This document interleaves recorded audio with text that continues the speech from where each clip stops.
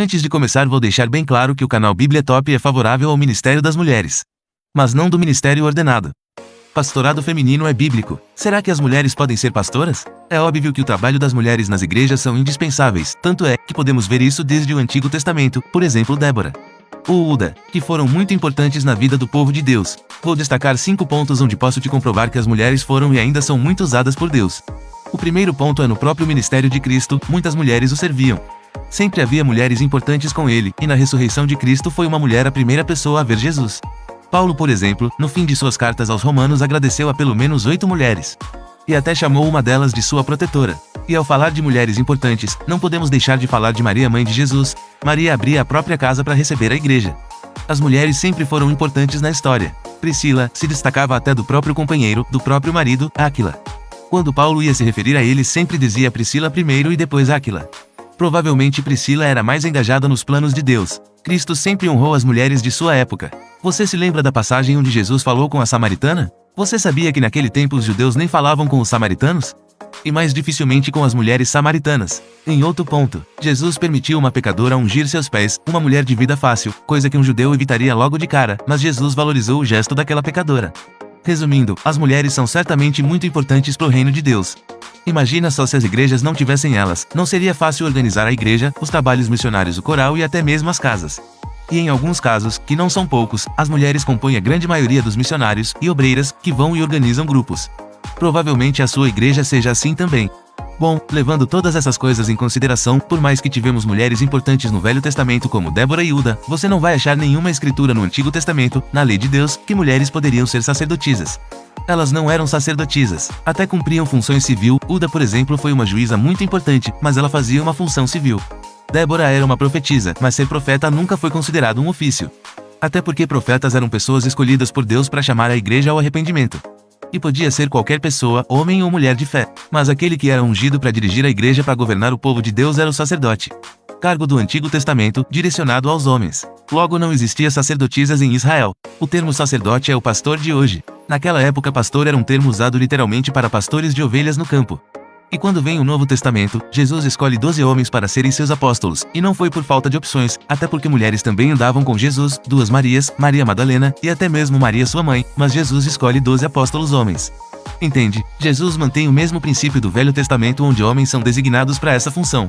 Quando Judas traz Jesus, abriu-se uma vaga, e então os apóstolos se reúnem para escolher, para decidir quem seria o substituto de Judas.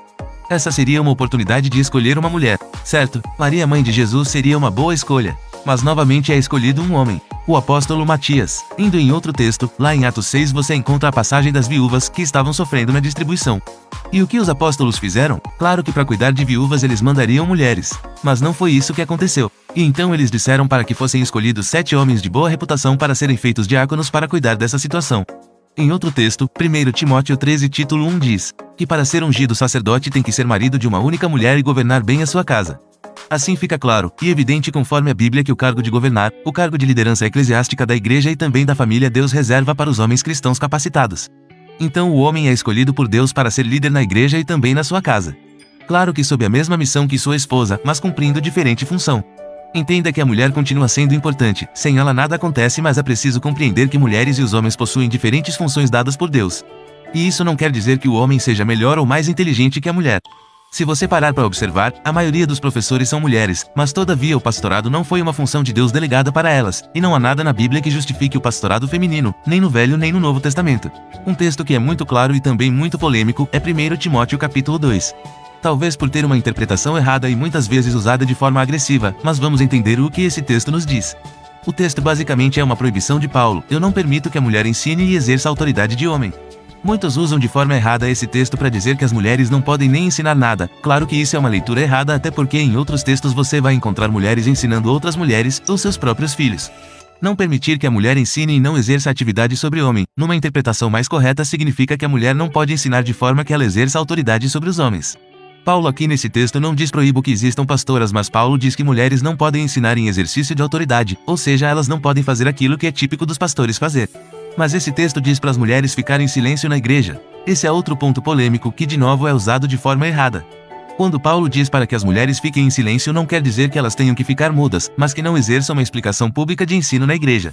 Paulo também usa essa expressão em outro texto onde diz que aquele que fala em línguas estranhas sem ninguém por perto para interpretar, deve ficar em silêncio falando consigo mesmo e com Deus. Ficar em silêncio para Paulo é falar sozinho ou falar com Deus. Mas por que dessa proibição com as mulheres? Por causa da doutrina da queda. Paulo diz que é por causa do que aconteceu com Adão e Eva. Paulo interpreta que a mulher caiu em pecado exercendo autoridade sobre o homem. Quando ela recebe os ensinos de Satanás, recebe todas aquelas propostas e vantagens de comer do fruto proibido, ela ensina a Adão e ele come, e por ser responsável por todos os animais e até mesmo por Eva, cai sobre Adão toda a responsabilidade pela queda do mundo. Então Paulo revela que não é por causa da criação mas por causa da queda, a mulher não deveria exercer ensino sobre a igreja. Funções pastorais. O vídeo vai ficando por aqui e espero ter te ajudado a compreender mais um texto polêmico da Bíblia. Deixa aqui o seu like e se inscreva no canal. Faça parte você também do início desse canal. Isso me traz cada vez mais ânimo e vontade de esclarecer as escrituras para você. Paz e graça, e até próximo vídeo.